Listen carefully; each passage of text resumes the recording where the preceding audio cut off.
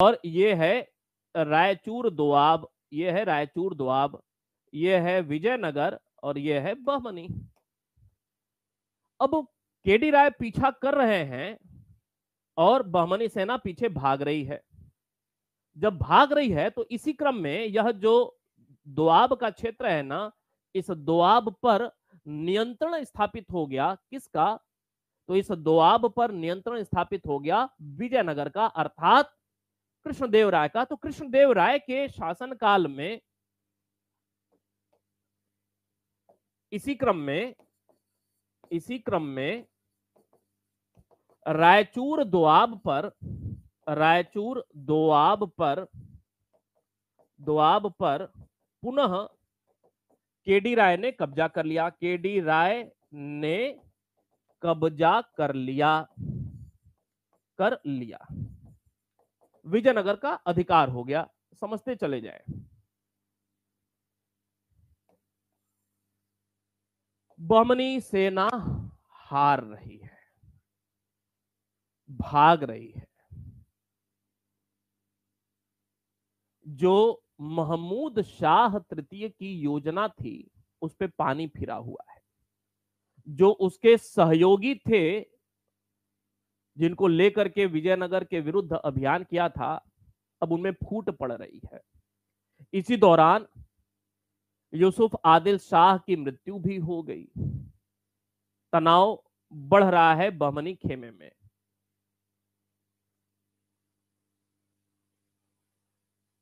इसी दौरान जब बीदर पहुंचा, कौन बीदर पहुंचा?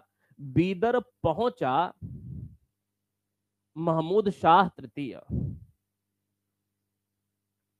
तो बीदर में जो कोतवाल था, जिसका नाम है कासिम बरीद, कासिम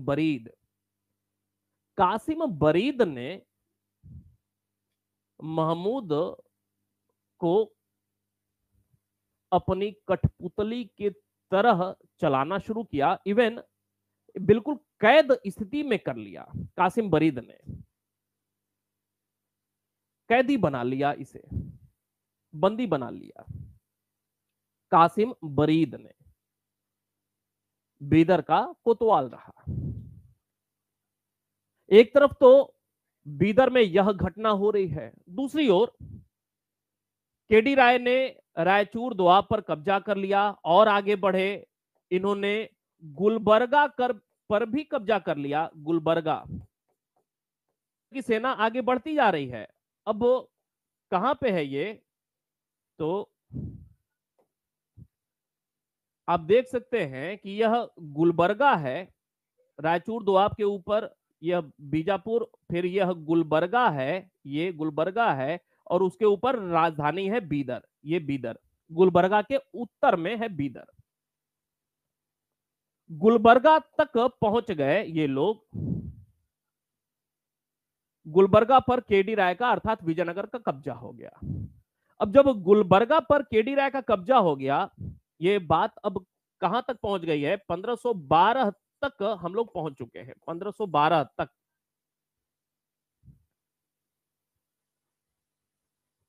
केडी राय का कब्जा, विजयनगर का कब्जा, गुलबर्गा तक। केडी राय को पता चलता है कि जो बहमनी शासक है, बीदर से जो शासन, राजधानी शासन हो रहा है, उसको अपने कैद में कर लिया है कासिम बरीद ने, राजधानी बीदर में। भाई, राजा की बात अलग होती है। कोई अधिकारी राजा के साथ ऐसा काम करे तो पड़ोसी राजा को भी अच्छा नहीं लगेगा। तो इन्होंने क्या किया, केडी राय ने अब यहां से राजधानी राजधानी बीदर पर आक्रमण किया एंड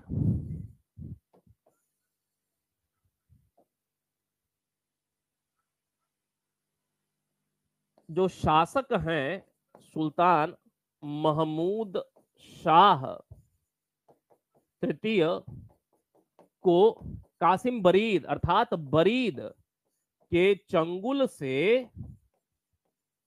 चंगुल से मुक्त कराया।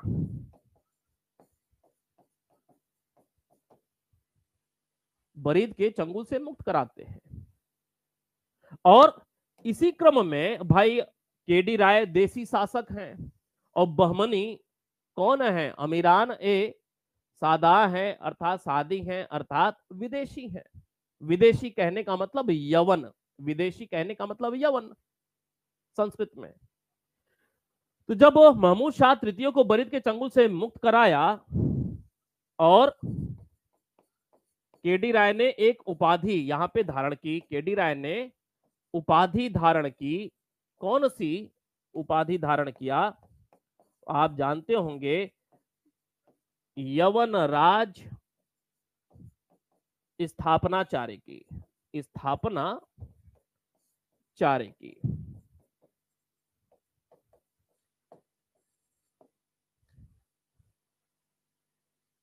महमूद शाह तृतीय को बरीद, कासिम बरीद के चंगुल से मुक्त कराते हैं। बीदर का राज्य इनके हवाले करके फिर वापस आ जाते हैं केडी राय। बहमनियों को पूरी तरह से समाप्त नहीं किया। अब जो भी स्थिति परिस्थिति एग्जैक्ट रही हो, वापस आ जाते हैं। ये कासिम बरीद, बरीद की स्थिति मनोदशा कुछ भी रही हो, वह सुल्तान महमूद शाह को बंदी बना करके खुद शासक बनने की चेष्टा में था। बहमनियों को समाप्त करके बरीद शाही वंश की स्थापना के लिए प्रयासरत था। हालांकि यह काम अभी अधूरा रह गया, पूरा नहीं हो पाया। कोई परेशानी तो नहीं है? हाँ, बहुत जल्दी हो जाएगा, बहुत जल्दी हो जाएगा। 2-4 दिन और रुके रहे।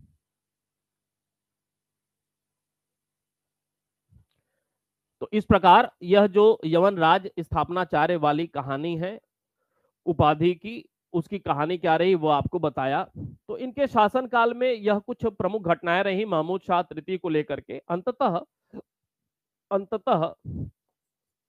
1518 में महमूद शाह तृतीय की मृत्यु हो गई और इसके बाद अंतिम शासक कलीम उल्लाह होता है। कलीम उल्लाह, इसके विषय में हम पहले ही जान चुके हैं। 1518 से लेकर के 1527 अंतिम शासक हो गया। हालांकि इसकी मृत्यु जो है 1527 में हुई, 1538 में हो रही है, लेकिन बहमनियों का शासन यहाँ पे समाप्त हो चुका है 1527 में। अंतिम शासक था बहमनी का और इसको सत्ता से हटाया जाता है। इसका जो प्रधानमंत्री रहा अमीर अली बरीद, प्रधानमंत्री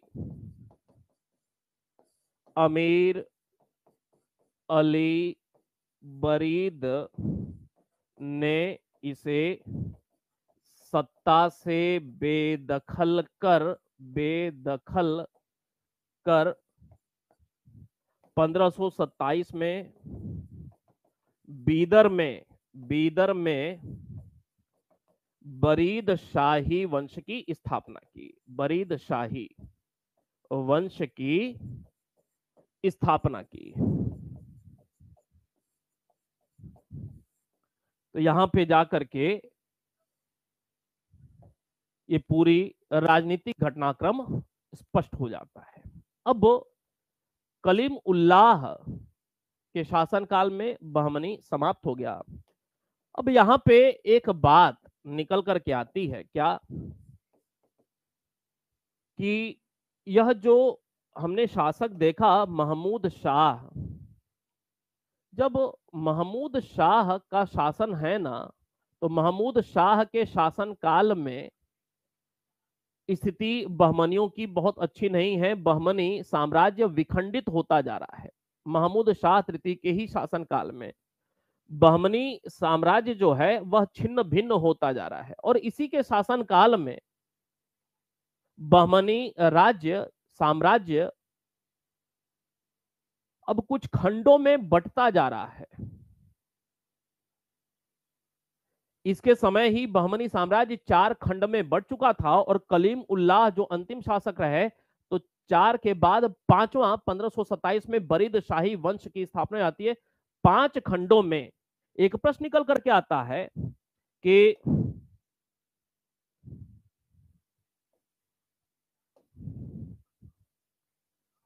बहमनी साम्राज्य के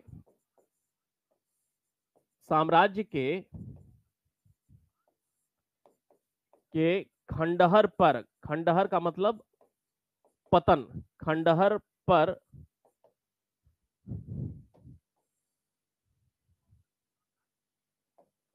पांच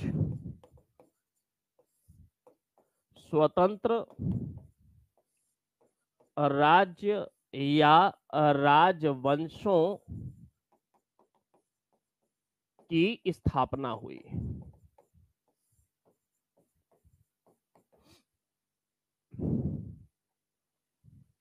कौन कौन से, इस पे हम लोग अलग से बात करेंगे, लेकिन गोलकुंडा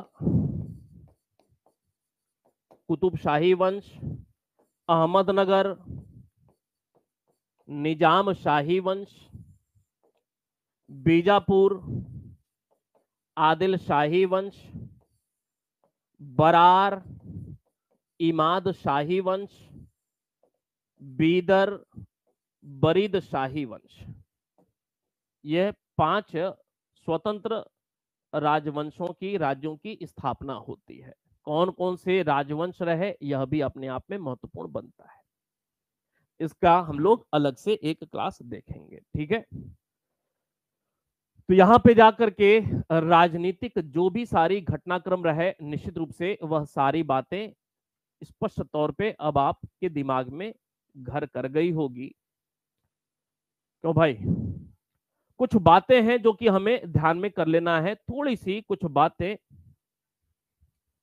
बहमनी प्रशासन को लेकर के 2-4 बातें हैं, देख लेते हैं।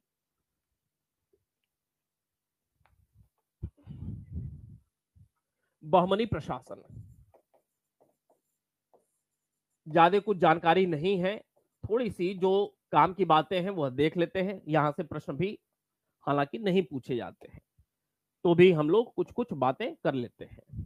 जैसे अगर आपसे कभी प्रश्न यह पूछ लिया गया कि बहमनी सुल्तान क्या वास्तव में अपना नेता खलीफा को मानते थे, क्या खिलाफत को यह वास्तव में पसंद किया करते थे, क्या वास्तव में यह खिलाफत, कौन सी खिलाफत है, अब्बासी खिलाफत है, क्या अब्बासी खिलाफत के प्रति यह वास्तविक निष्ठा रखते थे? तो उत्तर है नहीं। तो ये जो बहमनी सुल्तान है, यह नाम मात्र के लिए, नाम मात्र के लिए, मात्र के लिए अब्बासी खिलाफत, अब्बासी खलीफा की अधीनता स्वीकार करते थे। मतलब दिखावे के लिए अधीनता स्वीकार करते थे, अर्थात दिखावे के लिए, नाम मात्र के लिए।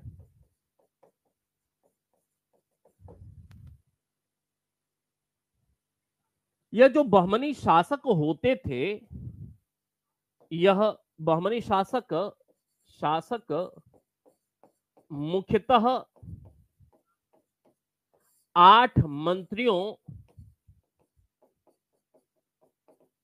की नियुक्ति किया करते थे, की नियुक्ति करते थे। अब वह 8 मंत्री कौन से हैं, थोड़ा सा देख लेते हैं, आप नोट कर ले। 8 मंत्रियों की नियुक्ति करते थे। जैसे सबसे पहले एक आ गया प्रधानमंत्री, नहीं